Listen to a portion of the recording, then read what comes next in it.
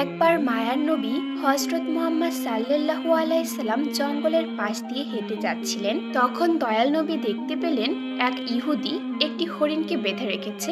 হরিণটি দয়াল নবী হজরত মুহাম্মদ সাল্লাল্লাহু আলাইহি সাল্লামকে দেখার সাথে সাথে বলে উঠল, ইয়া রাসূলুল্লাহ, ইয়া হাবিবুল্লাহ, আজ সকালে আমি আমার বাচ্চাদেরকে বাসায় রেখে খাবার অন্বেষণের জন্য বের হয়েছিলাম। এমন সময় এই ইহুদি আমার সামনে আসে এবং আমাকে বন্দি করে ফেলে। সকাল থেকে এই পর্যন্ত সে আমাকে বন্দি করে রেখেছে। ইয়া রাসূলুল্লাহ সাল্লাল্লাহু আলাইহি সাল্লাম, আমার দুধের বাচ্চা রয়েছে, তাদেরকে আমি সকাল থেকে এই পর্যন্ত দুধ খাওয়াতে পারিনি। হয়তোবা তারা আমাকে না পেয়ে অনেক অস্থির হয়ে পড়েছে এবং তাদের গলা দুধ না খাওয়ার কারণে শুকিয়ে গিয়েছে। হে আল্লাহর নবী, হে আল্লাহর হাবিব, আমি শেষবারের মতো আমার বাচ্চাদের সাথে একবার সাক্ষাৎ করতে চাই। দয়া করে আপনি এর একটা ব্যবস্থা করে দিন। হরিণের এই আরজি শুনে দয়াল নবী হজরত মুহাম্মদ সাল্লাল্লাহু আলাইহি সাল্লামের অন্তর কেঁদে উঠল। তখন দয়াল নবী ইহুদিকে বললেন, হে ইহুদি, তুমি কেন এই হরিণকে আটকে রেখেছ? তখন ইহুদি বলল, আমি হরিণকে শিকার করেছি, আর জঙ্গলের প্রাণী শিকার করা তো বৈধ, তাই আমি এই হরিণকে আটকে রেখেছি। তখন হজরত মুহাম্মদ সাল্লাল্লাহু আলাইহি সাল্লাম বললেন, হে ইহুদি, তুমি কি দেখতে পাচ্ছ না, এটা একটা মা হরিণ এবং তার স্তন দুধে পরিপূর্ণ হয়ে গেছে। সে তার বাচ্চাদেরকে দুধ না খাওয়ানোর কারণে অনেক কষ্ট পাচ্ছে, তুমি তাকে ছেড়ে দাও। তখন ইহুদি বলল, আমি এত কষ্ট করে তাকে শিকার করেছি, আর তোমার কথায় আমি তাকে ছেড়ে দেব? তখন দয়াল নবী হজরত মুহাম্মদ সাল্লাল্লাহু আলাইহি সাল্লাম বললেন, তুমি তাকে ছেড়ে দাও। সে শেষবারের মতো তার সন্তানদের সাথে দেখা করতে চায়। তার সন্তানদের সাথে দেখা করে এবং তাদেরকে দুধ পান করিয়ে সে আবার তোমার কাছে ফিরে আসবে। হজরত মুহাম্মদ সাল্লাল্লাহু আলাইহি সাল্লামের এই কথা শুনে ইহুদি বলল, বনের হরিণ কি তোমার বাপের সম্পদ যে তাকে একবার ছেড়ে দিলে সে আবার ফিরে আসবে? শিকার করা প্রাণী আজ পর্যন্ত ফিরে এসেছে, এর কি কোনো নজির আছে? হজরত মুহাম্মদ সাল্লাল্লাহু আলাইহি সাল্লাম যখন দেখলেন ইহুদি কোনোভাবেই হরিণটিকে ছেড়ে দেওয়ার জন্য রাজি হচ্ছে না, তখন দয়াল নবী ইহুদিকে বললেন, হে ইহুদি, তুমি হরিণটিকে ছেড়ে দাও, তার বিনিময়ে তুমি আমাকে বেঁধে রাখো। হরিণ যদি না আসে তাহলে তুমি আমাকে সারা জীবন বেঁধে রাখবে। তখন ইহুদি বলল, তাহলে সেই কথাই রইল, আমি হরিণটিকে ছেড়ে দিচ্ছি, বিনিময়ে তোমাকে বেঁধে রাখছি। হরিণ যদি আর ফিরে না আসে তাহলে আমি সারা জীবনেও তোমাকে মুক্তিদান করব না। অতঃপর ইহুদি হরিণটিকে ছেড়ে দিল এবং দয়াল নবী হজরত মুহাম্মদ সাল্লাল্লাহু আলাইহি সাল্লামকে বেঁধে রাখলো। ছাড়া পেয়ে বনের হরিণ তাড়াহুড়ো করে বনের মধ্যে হারিয়ে গেল। তখন ইহুদি মনে মনে ভাবতে লাগলো, হরিণটি আর কোনোদিনও ফিরে আসবে না, আর এই লোকটাকে আমি সারা জীবন বেঁধে রাখবো। এই লোকটির চেয়ে বোকা মানুষ এই পৃথিবীতে আর কেউ নেই। একটা বনের হরিণের জন্য নিজের জীবনকে সে বিপদে ফেলেছে। বনের হরিণ দৌড়াতে দৌড়াতে তার সন্তানদের কাছে এসে পৌঁছালো। তখন তার সন্তানেরা তাকে জিজ্ঞাসা করলো, আম্মাজান, আজ সকাল থেকে আপনি কোথায় ছিলেন? আমরা আপনার জন্য অপেক্ষা করতে করতে ক্লান্ত হয়ে পড়েছি। আমরা আপনার দুধ পান করতে না পেরে আমাদের গলা শুকিয়ে গিয়েছে। তখন মা হরিণ তার সন্তানদেরকে বলল, ও আমার সন্তানেরা, তোমরা জীবনে শেষবারের মতো আমার সাথে দেখা করে নাও এবং আমার দুধ পান করে নাও, আর জীবনে তোমাদের সাথে হয়তো বা দেখা নাও হতে পারে। তখন হরিণের সন্তানেরা তাকে বলল, আম্মাজান, কেন আপনি এমন কথা বলছেন? কেন জীবনে আর আপনার সাথে দেখা হবে না? মা হরিণ তাদেরকে বলল, ওহে বৎসরা, তোমরা তাড়াতাড়ি করে আমার দুধ পান করো। আজ সকালে যখন আমি খাবার অন্বেষণের জন্য বেরিয়েছিলাম, তখন এক ইহুদি আমাকে বন্দি করে ফেলেছিল। অতঃপর মায়ার নবী হজরত মুহাম্মদ সাল্লাল্লাহু আলাইহি সাল্লাম সেই পথ দিয়ে যাচ্ছিলেন। তখন আমি তাকে ডেকে তোমাদের কথা খুলে বললাম এবং তাকে আরো বললাম, ইয়া রাসূলুল্লাহ সাল্লাল্লাহু আলাইহি সাল্লাম, আমার সন্তানেরা দুধ না খেয়ে পিপাসার্ত অবস্থায় আমার পথ পানে চেয়ে রয়েছে, আপনি আমাকে তাদের কাছে যাওয়ার ব্যবস্থা করে দিন। তখন আমার মায়ার নবী হযরত মুহাম্মদ সাল্লাল্লাহু আলাইহি সাল্লাম নিজেকে ইহুদির কাছে জিম্মাদার রেখে আমাকে তোমাদের কাছে শেষবারের মতো দেখা করার জন্য পাঠিয়ে দিয়েছে। ও আমার সন্তানেরা, নিষ্ঠুর ইহুদি আমার মায়ার নবীকে বেঁধে রেখেছে, তাই তোমরা তাড়াতাড়ি করে আমার দুধ পান করো, আমাকে আবার জলদি ফিরে যেতে হবে, আমি আমার নবীকে কষ্ট দিতে পারবো না। যখন হরিণের সন্তানেরা শুনল তাদের মা মায়ের নবীকে বাঁধিয়ে রেখে তাদের সাথে শেষবারের মতো দেখা করার জন্য এবং তাদেরকে দুধ পান করানোর জন্য এসেছে, তখন হরিণের সন্তানেরা বলল, ও আমার আম্মা চান, আপনি কিভাবে ভাবলেন মায়ের মায়ার নবী ইহুদির হাতে বন্দী রয়েছে, আর মায়ার নবীকে বন্দী অবস্থায় রেখে আমরা আপনার দুধ পান করব? আপনি চলুন, আমরাও আপনার সাথে যাব। দয়ার নবী হযরত মুহাম্মদ সাল্লাল্লাহু আলাইহি সাল্লামের কোনো কষ্ট আমরা সহ্য করতে পারবো না। অতঃপর হরিণ ও তার সন্তানেরা মায়ার নবী হযরত মুহাম্মদ সাল্লাল্লাহু আলাইহি সাল্লামের মায়ায় তার কাছে যাওয়ার জন্য রওনা করলো। ওদিকে হরিণের আসতে কিছুটা দেরি হওয়ায় ইহুদি হযরত মুহাম্মদ সাল্লাল্লাহু আলাইহি সাল্লামকে বলল, হে মুহাম্মদ, তোমার মতো বোকা মানুষ আমি আর এই পৃথিবীতে দেখিনি।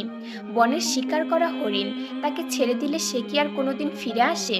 আর একটা বনের হরিণের জন্য তুমি নিজেকে আমার কাছে বন্ধক রেখেছো। কিয়ামত পর্যন্ত এই হরিণ আর ফিরে আসবে না, আর কিয়ামত পর্যন্ত তুমি আমার কাছ থেকে ছাড়া পাবে না।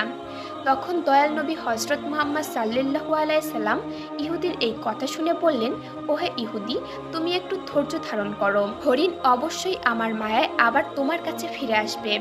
হযরত মুহাম্মদ সাল্লাল্লাহু আলাইহি সাল্লামের এই কথা শুনে ইহুদি বলল, হে মুহাম্মদ, তোমার এই অলৌকিক কল্পনা ছেড়ে দাও।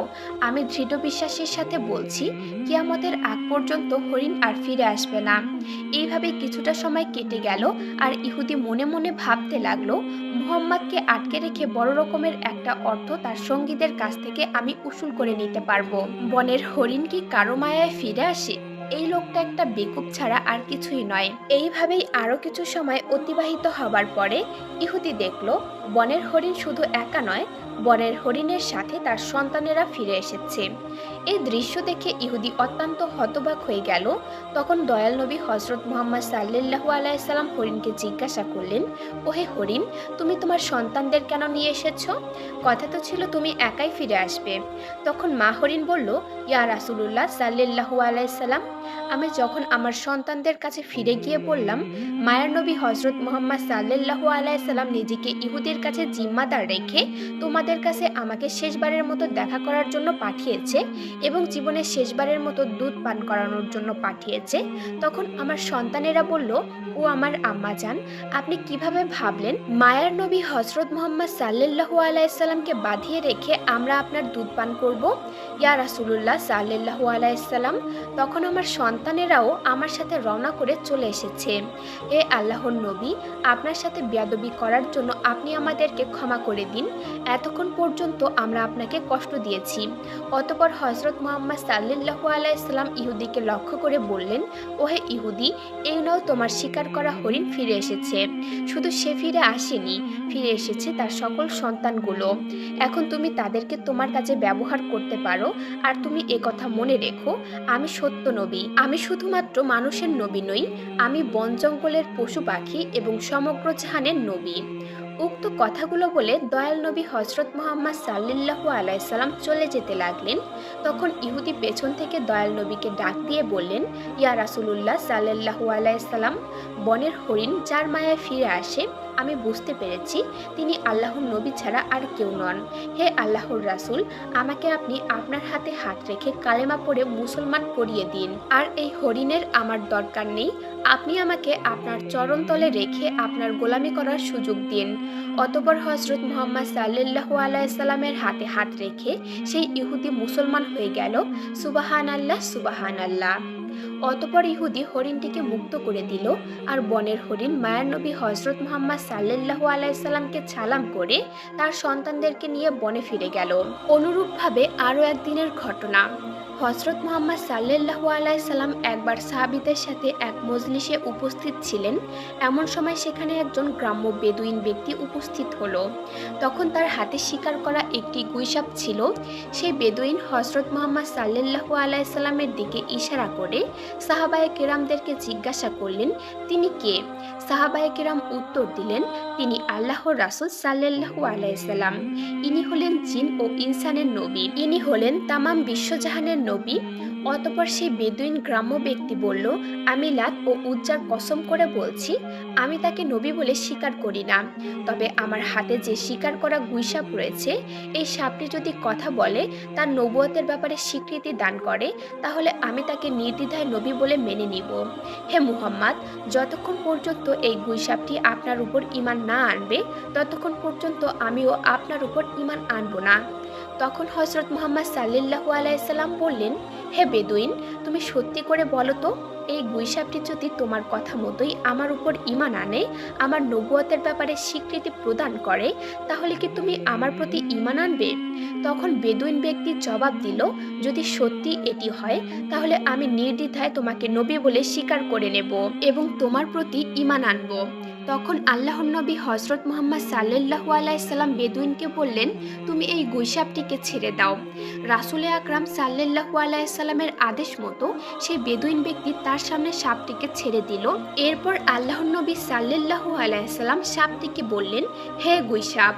গুইসাপকে ডাক দেওয়ার সঙ্গে সঙ্গে সেই সাপটি সকলের বোধগম্য বিশুদ্ধ আরবি ভাষায় জবাব দিল, লাব্বাইক ইয়া রাসূলুল্লাহ, আমি আপনার খেদমতে উপস্থিত রয়েছি এবং আপনার অনুগত। গুইসাপের এই কথাগুলো উপস্থিত সকলে শুনল এবং বুঝতে পারল। এরপর রাসূলে আকরাম সাল্লাল্লাহু আলাইহি সাল্লাম গুইসাপকে জিজ্ঞাসা করলেন, হে গুইসাপ, তুমি কার ইবাদত করো?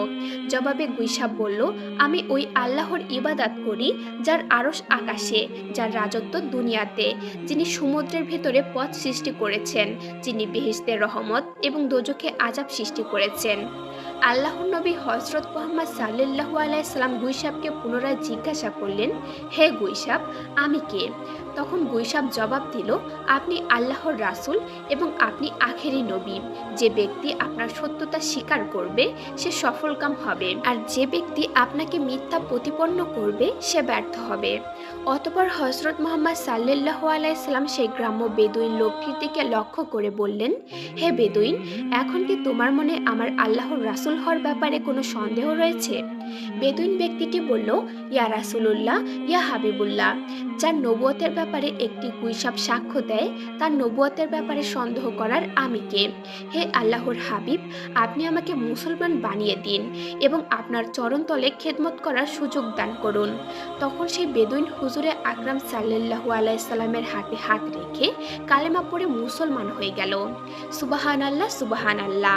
একবার আবু জেহেল, ওয়ালিদ ইবনে মুগিরা এবং আস ইবনে ওয়াইল প্রমুখ কাফেরেরা রাসূলে আকরাম সাল্লাল্লাহু আলাইহি সাল্লামের কাছে এসে বলল, হে মুহাম্মদ, ওই যে আকাশের চাঁদটা দেখা যাচ্ছে, তুমি যদি ওই চাঁদটাকে দ্বিখণ্ডিত করে দেখাতে পারো, তাহলে আমরা তোমার উপর ঈমান এনে ইসলাম ধর্ম গ্রহণ করব। তখন রাসূলে আকরাম সাল্লাল্লাহু আলাইহি সাল্লাম তাদেরকে বললেন, আমি যদি সত্যি এই আকাশের চাঁদকে দ্বিখণ্ডিত করে দেখাতে পারি, তাহলে কি তোমরা আমার উপর ঈমান আনবে এবং আল্লাহকে আল্লাহ বলে স্বীকার করবে? তখন তারা বলল, আগে আমাদেরকে চাঁদটি দ্বিখণ্ডিত করে দেখাও। সত্যি আমরা তোমাকে কথা দিচ্ছি, যদি এই কাজ তুমি করতে পারো, তাহলে তোমার উপর নিশ্চিতভাবে ঈমান আনবো এবং তোমার আল্লাহকে আল্লাহ বলে স্বীকার করব আর তোমাকে নবী বলে স্বীকার করব। তখন হুজুরে আকরাম সাল্লাল্লাহু আলাইহি সাল্লাম আল্লাহ রাব্বুল আলামিনের দরবারে দোয়া করলেন, হে আল্লাহ, আপনি এই আকাশের চাঁদকে দ্বিখণ্ডিত করে দিন। তখন মহান আল্লাহ রাব্বুল আলামিন রাসূলে আকরাম সাল্লাল্লাহু আলাইহি সাল্লামের দোয়া কবুল করে নিলেন। দোয়া করার পরে আল্লাহর রাসূল সাল্লাল্লাহু আলাইহি সাল্লাম চাঁদের দিকে নিজের আঙুলের ইশারা করলেন আর সাথে সাথে আকাশের চাঁদটি দ্বিখণ্ডিত হয়ে গেল। চাঁদের দুইটি খণ্ড পরস্পর পরস্পর হতে এতটা দূরে সরে গিয়েছিল যে এটার মধ্যভাগে হেরা পর্বত দেখা যাচ্ছিল এবং চাঁদের দ্বিখণ্ডিত হওয়ার ব্যাপারটি কাফেরেরা ভালোভাবেই দেখতে পাচ্ছিল। এবার আল্লাহর নবী হযরত মুহাম্মদ সাল্লাল্লাহু আলাইহি সাল্লাম প্রত্যেকটি কাফেরের নাম ধরে বলতে লাগলো, হে আবু জাহেল, তুমি সাক্ষী থাকো। হে ওয়ালিদ ইবনে মুগিরা, তুমি সাক্ষী থাকো। হে আস ইবনে ওয়াইল, তুমি সাক্ষী থাকো। তোমাদের কথা মতো আকাশের চাঁদকে দ্বিখণ্ডিত করে দিয়েছি আমি, আর তোমরা এখন তোমাদের ওয়াদা মতো আল্লাহকে ইলাহা বলে স্বীকার করো এবং আমাকে নবী বলে বিশ্বাস করে নাও। তখন কাফেরেরা হাসতে হাসতে বলতে লাগলো, ওরে মুহাম্মদ, এতদিন তো আমরা জানতাম তুমি এই পৃথিবীর বিভিন্ন জিনিসের উপর জাদু করার ক্ষমতা রাখো, কিন্তু আজ তো দেখছি তুমি আকাশের চাঁদের উপরও জাদু করার ক্ষমতা রাখো। তোমার মতো এত বড় জাদুকর আমরা আর এই পৃথিবীতে কখনোই দেখিনি। আর তুমি এই কথাও জেনে রাখো, আমরা কোনো জাদুকরকে কখনোই নবী বলে স্বীকার করতে পারি না। মূলত আল্লাহ রাব্বুল আলামিন তাদের ভাগ্যে ঈমানের দৌলত লিখে রাখেনি, তাই তারা আল্লাহর রাসূল সাল্লাল্লাহু আলাইহি সাল্লামের পক্ষ থেকে এত বড় একটা মুজিজা দেখার পরেও ঈমান গ্রহণ করলো না। হযরত মুহাম্মদ সাল্লাল্লাহু আলাইহি সাল্লামের এই বিশেষ মুজিজার ব্যাপারে আল্লাহ রাব্বুল আলামিন কুরআনুল কারীমে উল্লেখ করে দিয়েছেন। সূরাতুল কমারে বর্ণিত রয়েছে, কিয়ামত নিকটে চলে এসেছে এবং চন্দ্র দ্বিখণ্ডিত হয়েছে। একদা রাসূল আকরাম সাল্লাল্লাহু আলাইহি সাল্লাম উসামা রাদিয়াল্লাহু তাআলা আনহুকে নিয়ে কোথাও সফরে যাচ্ছিলেন। প্রতিমধ্যে হযরত মুহাম্মদ সাল্লাল্লাহু আলাইহি সাল্লাম উসামা রাদিয়াল্লাহু তাআলা আনহুকে বললেন, হে উসামা, তুমি খুঁজে দেখো ইস্তেনজার জন্য কোনো জায়গা খুঁজে পাও কিনা। উসামা রাদিয়াল্লাহু তাআলা আনহু রাসূল সাল্লাল্লাহু আলাইহি সাল্লামের এই নির্দেশ পেয়ে ইস্তেনজা করার জন্য জায়গা খুঁজতে লাগলেন, কিন্তু ধুধু মরুভূমি হওয়ায় তিনি কোনো জায়গা খুঁজে পেলেন না। অতঃপর রাসূল আকরাম সাল্লাল্লাহু আলাইহি সাল্লামের কাছে এসে আরজ করল, ইয়া রাসূলুল্লাহ, এই ময়দানে আড়াল হওয়ার মতো কোনো জায়গা নেই। তখন আল্লাহর রাসূল সাল্লাল্লাহু আলাইহি সাল্লাম বললেন, তবে দেখো আশেপাশে কোনো বৃক্ষ বা পাথর আছে কিনা। তখন উসামা বলল, হে আল্লাহর নবী, আশেপাশে কিছু বৃক্ষ পাথর আছে বটে। তখন আল্লাহর নবী বললেন, তুমি সেই বৃক্ষ এবং পাথরগুলোকে গিয়ে বলো, আল্লাহর নবী তোমাদেরকে নির্দেশ দিয়েছেন তোমরা একত্র হয়ে যাও এবং তার ইস্তেনজার জন্য একটি উপযুক্ত পরিবেশ তৈরি করে দাও। তখন উসামা রাদিয়াল্লাহু তাআলা আনহু সেই গাছগুলোর কাছে গিয়ে বললেন, হে বনের গাছ, আল্লাহর নবী সাল্লাল্লাহু আলাইহি সাল্লাম তোমাদের মাঝে বসে ইস্তেনজা করতে চাচ্ছেন। তিনি তোমাদেরকে এই নির্দেশ দিয়েছেন, তোমরা পরস্পরের সাথে একত্রিত হয়ে মিলিত হয়ে যাও এবং তার ইস্তেনজা করার জন্য একটি উপযুক্ত জায়গার ব্যবস্থা করে দাও। আল্লাহর নবী সাল্লাল্লাহু আলাইহি সাল্লামের এই নির্দেশ শোনা মাত্রই গাছগুলো পরস্পরের কাছাকাছি হয়ে একত্র হয়ে গেল। এরপরে রাসূল আকরাম সাল্লাল্লাহু আলাইহি সাল্লাম সেই গাছগুলোর আড়ালে বসে ইস্তেনজা সারলেন। ইস্তেনজা সারার পরে রাসূল আকরাম সাল্লাল্লাহু আলাইহি সাল্লাম ফিরে এসে উসামা রাদিয়াল্লাহু তাআলা আনহুকে পুনরায় বললেন, উসামা, তুমি গাছগুলোকে গিয়ে বলো তারা যেন পরস্পর থেকে বিচ্ছিন্ন হয়ে যায় এবং তাদের জায়গা মতো চলে যায়। অতঃপর উসামা রাদিয়াল্লাহু তাআলা আনহু আবার গাছগুলোর কাছে গিয়ে বললেন, হে বৃক্ষদল, আল্লাহর নবী তোমাদেরকে আবার নিজের জায়গা মতো চলে যাওয়ার জন্য নির্দেশ দিয়েছেন। রাসূল আকরাম সাল্লাল্লাহু আলাইহি সাল্লামের এই নির্দেশ পাওয়া মাত্রই বৃক্ষদল যে যার জায়গায় আবার ফিরে গেল। সুবহানাল্লাহ, সুবহানাল্লাহ। একবার রাসূল আকরাম সাল্লাল্লাহু আলাইহি সাল্লাম যুদ্ধ থেকে ফেরার সময় একটি গাছের ছায়া শুয়ে বিশ্রাম নিচ্ছিলেন আর তার তরবারিটি তিনি পাশে রেখে দিয়েছিলেন। হুজুরে আকরাম সাল্লাল্লাহু আলাইহি সাল্লাম যখন একটু তন্দ্রাচ্ছন্ন হলেন, ঠিক এমন সময় তার একজন শত্রু এসে সেই তরবারিটি হাতে উঠিয়ে নিল এবং তরবারিটির খোলস মুক্ত করে তরবারিটি আল্লাহর নবী সাল্লাল্লাহু আলাইহি সাল্লামের উপরে তাক করে ধরল। এরপরে আল্লাহর নবীর সেই শত্রু বলল, হে মুহাম্মদ, বলো এখন আমার হাত থেকে তোমাকে কে রক্ষা করবে। তখন আল্লাহর নবী সাল্লাল্লাহু আলাইহি সাল্লাম নির্ভয় এবং প্রশান্ত মনে বলে উঠল, আমার আল্লাহই আমাকে রক্ষা করবেন। আল্লাহর নবীর এই কথা শ্রবণ করার সাথে সাথে লোকটির শরীরে ও হাতে পায়ে কম্পন শুরু হয়ে গেল এবং কাঁপতে কাঁপতে তার হাত থেকে তরবারিটি পড়ে গেল। অতঃপর রাসূল আকরাম সাল্লাল্লাহু আলাইহি সাল্লাম সেই তরবারিটি তার নিজের হাতে উঠিয়ে নিয়ে বললেন, এবার বলো তোমাকে আমার হাত থেকে কে রক্ষা করবে। তখন সেই লোকটি অত্যন্ত ভীতু সন্তুষ্ট হয়ে বলল এবং সে বলল, কোনো সম্মানিত লোক যদি আমার প্রাণ ভিক্ষা দিতে চায় তাহলে তিনি আমাকে রক্ষা করতে পারেন। তার এই কথা শুনে আল্লাহর নবী সাল্লাল্লাহু আলাইহি সাল্লাম বললেন, যাও, তোমাকে আমি মুক্ত করে দিলাম, তোমার কোনো ক্ষতি আমি করব না। রাসূলুল্লাহ সাল্লাল্লাহু আলাইহি সাল্লামের এই উদারতা এবং মহানুভবতা দেখে সেই লোকটি অবাক হয়ে গেল এবং সে তার সম্প্রদায়ের কাছে ফিরে গিয়ে বলল, আমি এমন একজন ব্যক্তির সাথে সাক্ষাৎ করে আসলাম যার মহানুভবতা ও উদারতার কোনো তুলনা হয় না। হে আমার সম্প্রদায়, তোমরা জেনে রাখো, আজ থেকে আমি তোমাদের সঙ্গ ত্যাগ করে সেই লোকটির জন্য আমার প্রাণ উৎসর্গ করব।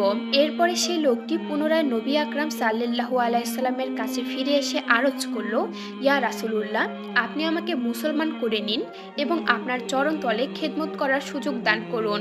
তখন আল্লাহর নবী সাল্লাল্লাহু আলাইহি সাল্লাম তাকে কালেমা পড়িয়ে মুসলমান বানিয়ে দিলেন। সুবহানাল্লাহ, সুবহানাল্লাহ। প্রিয় দর্শক, এই ছিল নবী আকরাম সাল্লাল্লাহু আলাইহি সাল্লামের জীবনের বিশেষ কিছু মজেজা।